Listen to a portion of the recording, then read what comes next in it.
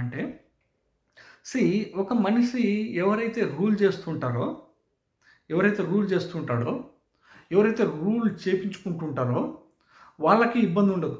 Rule చేసేటోనికి కూడా ఇబ్బంది ఉండదు. కానీ ఈ 2 నచ్చనోడు ఒకడు ఉంటాడు మధ్యలో. అంటే రూల్ చేసేటోడు ఉంటాడు, రూల్ చేపించుకునేటోడు ఉంటాడు.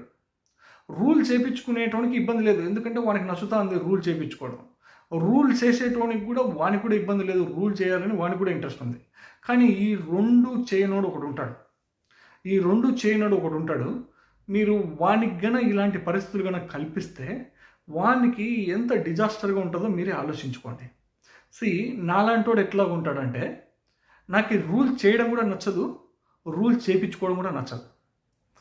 కాబట్టి మీరు ఎట్లాంటి పరిస్థితుల మధ్య మీరు జీవనం గడుపుతున్నారన్నది మీరు ఆలోచించుకోవాలి. అంటే మీరు రూల్ చేస్తునేటప్పుడు అవతల